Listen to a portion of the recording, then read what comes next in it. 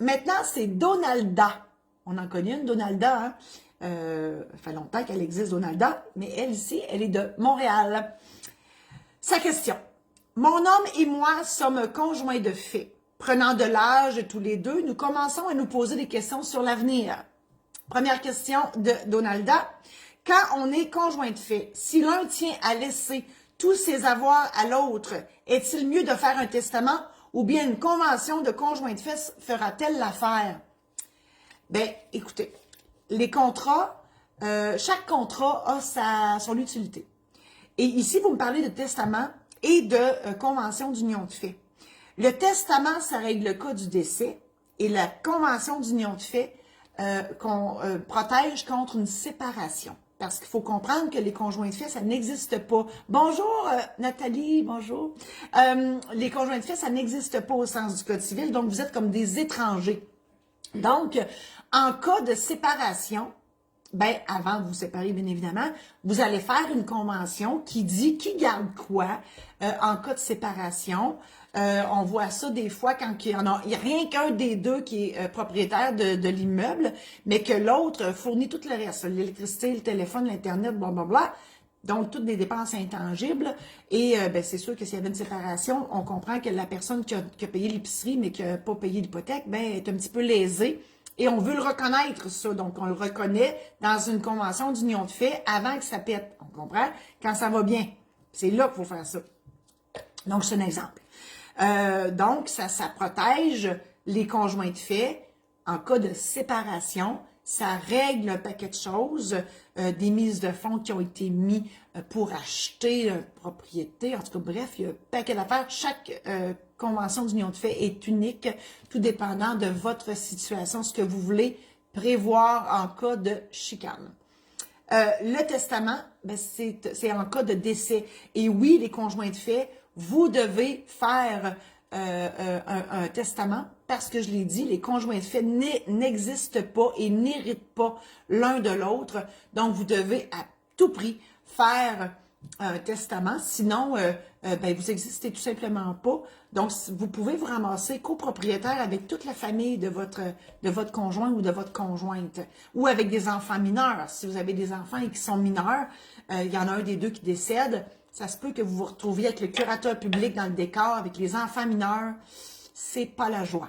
Donc, de grâce, conjoint de fait, faites votre testament. D'ailleurs, j'ai un outil extraordinaire sur mon site www.marijosésaint-laurent.com. Il y a un programme en ligne qui vous aide à faire ça. C'est moi qui vous parle. Donc, je vous explique en long, en large et en travers tout ce que vous devez savoir avant d'élaborer votre testament. Je continue avec Donalda de Montréal. La deuxième question. On m'a raconté que le mariage est obligatoire dans un tel cas. Est-ce vrai? Non. Et d'ailleurs, je ne sais pas si vous vous rappelez, mais Éric contre Lola, ça a été jusqu'en Cour suprême. Et moi, ça m'a pris 3 ans avant de savoir que c'était d'Éric la Liberté. Qu'est-ce que je raconte? La Liberté, là, le clown, là, avec le nez rouge qui était dans l'espace. Je ne savais pas, moi, que c'était lui. C'était pas vite, là, mais c'est ça. Vous pouvez le dire. Je l'ai dit moi-même, je n'étais pas vite. Je n'avais pas allumé que c'était lui. Bref, cette cause-là a fait les manchettes beaucoup, justement parce que la Liberté et son ex-conjointe, ils n'étaient pas mariés et elle demandait le total parce qu'il y avait il y a encore beaucoup d'argent.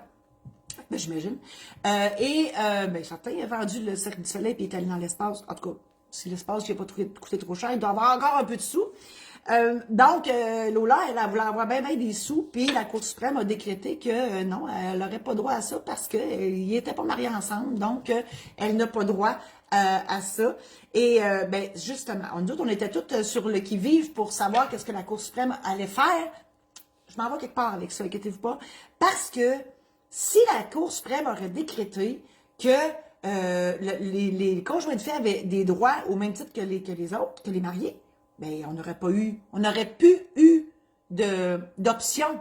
On aurait été tout embarqués dans le même bateau. On comprend que on peut être en amour par-dessus ses oreilles, là, mais pas vouloir se marier. Puis c'est correct, mais c'est ça prend une option. Donc la Cour suprême a dit non, les conjoints de fait, ça existe, et c'est là pour rester avec les mêmes avec des droits d'étrangers, en fait. Ça existe dans les faits, mais dans la loi, ça n'existe pas. Seuls les conjoints mariés existent. Et à ce moment-là, ben, c'est ça. Alors, le mariage, ça, en fait, on va vous mettre ça bien simple. Le mariage, c'est comme une convention d'union de fait. Autrement dit, les conjoints de fait qui ne veulent pas se marier, ils font une convention d'union de fait pour gérer leurs histoires. Sinon, ils se marient. Puis là, c'est la loi qui règle leurs histoires. Voilà. Dernière question. Il a été marié, on parle de qui? Ah oui, on parle de son conjoint, le conjoint de Donald Trump. Il faut suivre, là. Donc, Donald Trump, son conjoint a été marié, mais il est divorcé en bonne et due forme depuis 17 ans. Son ex a-t-elle des droits sur ses avoirs?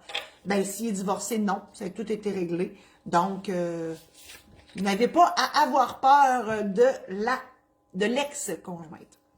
Voilà, alors je vous réitère l'invitation de visiter mon site internet marie-josée-saint-laurent.com où je vous offre des programmes en ligne dans lesquels je vous explique en long et en large et en travers tout ce qu'on doit faire, tout ce qu'on doit savoir, avant de faire son testament, mandat d'inaptitude, aide médicale à mourir. L'aide médicale à mourir, c'est un bonus si vous prenez le programme en ligne de testament, on vous le donne en bonus.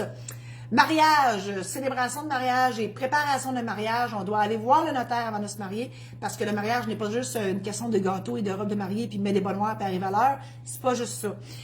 Ensuite, sur les successions aussi, j'offre un programme en ligne pour l'achat de la première maison si vous saviez comment ça peut virer au cauchemar parfois. Donc, il faut avoir toutes les informations en main pour se faire une tête sur tout ce processus-là. Et j'offre aussi une formation en démarrage d'entreprise, donc tout le côté légal et tout plein d'autres choses que vous pourrez voir sur ma page. Si le cœur vous en dit, vous pouvez aussi vous procurer mes livres en version papier, numérique et audio sur le maison d'édition saint-laurent.com. Tout est là. Voilà.